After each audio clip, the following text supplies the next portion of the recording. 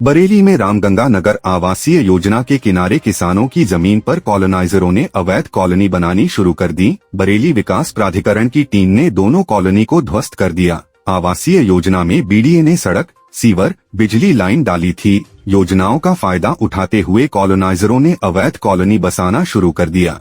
कॉलोनाइजरों ने किसानों से खेती बाड़ी की जमीनों को सस्ते दामों पर खरीदकर अवैध प्लाटिंग का काम करना शुरू कर दिया। प्राधिकरण की गांव बिचपुरी में रामगंगा नगर आवासीय योजना है। योजना के सेक्टर 1 के पीछे 2 अवैध कॉलोनियों बसाई जा रही थी। बीडीए उपाध्यक्ष मानिकंदन ए ने बताया कि 6 और 8 हजार वर्ग मीटर जमीन पर 2 अवैध कॉलोनी को ध्वस्त किया गया है। बरेली एमजेपी रोहेलखंड विश्वविद्यालय में कुछ दिन पहले सपा छात्रों ने अपनी मांगों को लेकर हंगामा किया था। इस दौरान वहां मौजूद अधिकारियों से भी अभद्रता की गई थी। रिपोर्ट दर्ज होने के बाद पुलिस ने सीसीटीवी कैमरों को खंगालकर आरोपी छात्रों की तलाश शुरू कर दी है। बताते चलें, 2 दिन पहले विश्वविद्यालय के सुरक्षा प्रभारी सुधांशु शर्मा ने थाना बारादरी में तहरीर देकर रिपोर्ट दर्ज कराई थी कि सपा छात्र नेता अपनी मांगों को लेकर प्रदर्शन कर रहे थे, जो हंगामे में बदल गया। उन लोगों ने विश्वविद्यालय में तोड़फोड़ की। मना करने आए विश्वविद्यालय के अधिकारियों के साथ भी अभद्रता की गई। छात्रों ने कार्य में बाधा उत्पन्न की थी। इस मामले में रिपोर्ट दर्ज होने के बाद बारादरी पुलिस ने हंगामे के विश्वविद्यालय से सीसीटीवी फुटेज ले लिए हैं। सीसीटीवी फुटेज के आधार पर आरोपी छात्रों की पहचान की जा रही है। जल्द ही उनके खिलाफ कार्रवाई की जाएगी। बरेली में चुनावी रंजिश के चलते दबंगों ने रास्ते में जा रहे युवक व उसके दोस्त पर लाठी डंडे व धारदार हथियार से जानलेवा हमला कर दिया। बुरी तरह उनको पीटा। इस दौरान बीच बचाव करने आए पीड़ित के भाई को भी मारपीट कर गंभीर रूप से घायल कर दिया। पुलिस ने घायलों को उपचार के लिए जिला अस्पताल में भर्ती कराया है। एक आरोपी को पुलिस ने गिरफ्तार कर लिया है, जबकि बाकी आरोपियों के खिलाफ रिपोर्ट दर्ज कर ली गई है। थाना भोजीपुरा क्षेत्र के गांव बिबियापुर कायस्तान निवासी देवेश कुमार ने बताया, उसके गांव के ही रजत व हरीश कुमार उनसे चुनावी रंजिश मानते हैं। 2-3 बार रजत अवैध तमंचा रखने के आरोप में पकड़ा जा चुका है। वह यह समझता है कि उसको देवेश ने पकड़वाया है। शुक्रवार की देर रात देवेश का बड़ा भाई महेंद्र सिंह अपने दोस्त छोटा के साथ धौराटांडा से वापस आ रहे थे। जैसे ही वह हरीश के घर के पास पहुंचे, उन्हें हरीश ने अपने बेटे रजत अंकित के साथ मिलकर घेर लिया। उन लोगों ने महेंद्र व उसके दोस्त छोटा पर लाठी डंडों व धारदार हथियार से हमला कर दिया। पुलिस ने रजत को गिरफ्तार कर लिया, जबकि अन्य आरोपी फरार हो गए। श्री शिव शक्ति मानव सेवा समिति रजिस्टर्ड शिव नगरी बदायूं और नाथ नगरी बरेली की एक सभा डॉक्टर एस के पांडे के अध्यक्षता में संपन्न हुई। इस अवसर पर संस्था अध्यक्ष संजय पाराश्री ने Jammu and Kashmir sign board की गाइडलाइन की जानकारी दी। उन्होंने बताया कि बदायूं से जो भंडारा जो 15 जून को बदायूं से जा रहा था, अब वह 20 जून को संजय पाराश्री के नेतृत्व में लगभग 100 लोगों के साथ अमरनाथ जी की को रवाना होगा। बैठक में जानकारी दी गई, पत्रकारों का एक जत्था बरेली से अमरनाथ यात्रा के लिए 28 जून की शाम को रवाना होगा।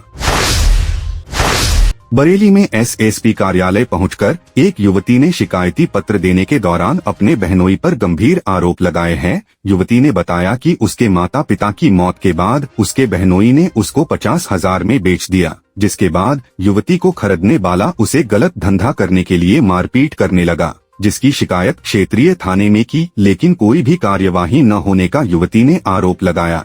उत्तराखंड के थाना पुलभट्टा थाना क्षेत्र निवासी एक युवती ने आरोप लगाया कि उसके बहनोई नौशे खाने 6 महीने पहले भोजीपुरा थाना क्षेत्र के ग्राम तुलसीपुर निवासी मोमिन के हाथ 50,000 रुपए में बेच दिया। इसके बाद युवती ने आरोप लगाया कि मोमिन युवती से मारपीट कर दोस्तों के साथ रात गुजारने के लिए जोर जबरदस्ती करने लगा। उसके बाद अब जैसे तैसे उसके चुंगल से छूटकर वहां से भाग निकली। युवती ने आरोप लगाया कि थाना भोजीपुरा में पूरे मामले की लिखित शिकायत की, लेकिन कोई कार्यवाही नहीं हुई। वहीं युवती ने अपनी जान का खतरा भी बताया है।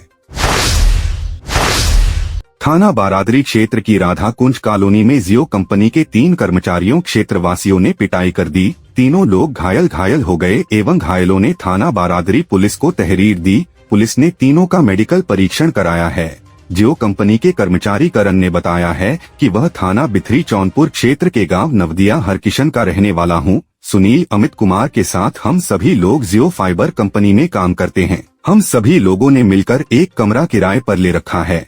सभी कर्मचारी उस कमरे पर आते जाते रहते हैं। हमारे किसी कर्मचारी से कॉलोनी के रहने वाले किसी के बच्चे से गाड़ी टकरा गई थी। उसके बाद उसने बच्चे के थप्पड़ मार दिया था। इस बात से नाराज होकर करण कुमार, सुनील और अमित कुमार तीनों कर्मचारियों पर हमला कर दिया, जिससे तीनों कर्मचारी घायल हो गए।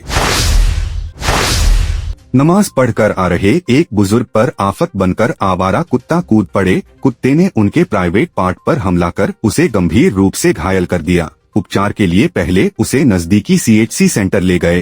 हालत में सुधार न होने पर उसे जिला अस्पताल में भर्ती कराया गया है। थाना बहेड़ी के मोहल्ला तालपुरा निवासी सफी अहमद के बेटे शकील ने बताया, उसके पिता सुनहरी मस्जिद में जुमे की नमाज पढ़े गए। नमाज पढ़कर वापस आ रहे थे।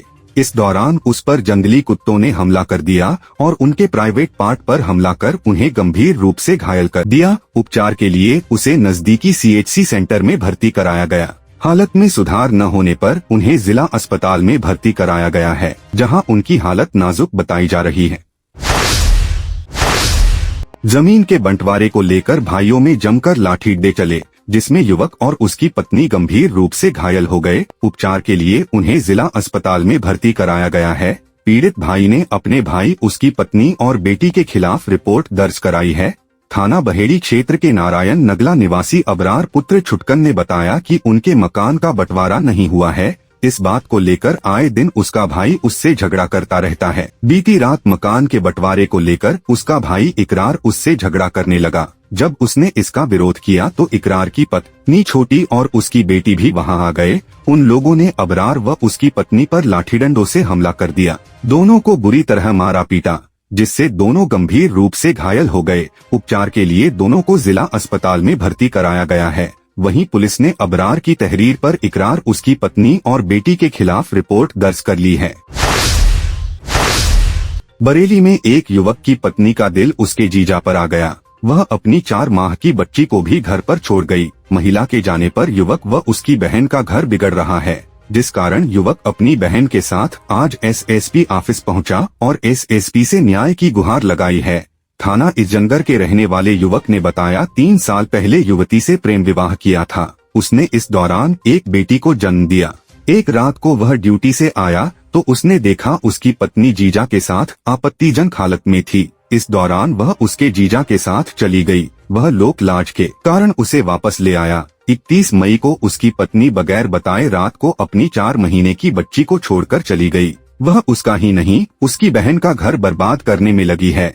इसके साथ ही महिला धमकी दे रही है कि वह उसे झूठे मुकदमे में फंसाकर जेल भिजवा देगी।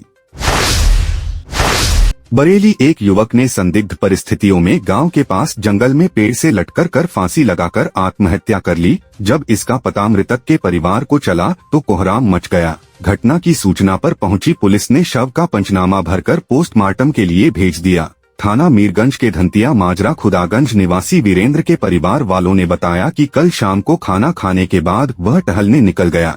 इस दौरान उसने गांव से कुछ दूरी पर जंगल में शीशम के पेड़ से रस्सी का फंदा लगाकर आत्महत्या कर ली। जब इसका पता मृतक के परिजनों को चला तो कोहराम मच गया। घटना की सूचना पर पहुंची पुलिस ने शव का पंचनाम भरकर पोस्टमार्टम के लिए भेज दिया। मृतक की पत्नी ओमवती को जब इसका पता चला तो वह बेहोश हो गई। परिवार ने किसी से भी रंजिश से इनकार किया है।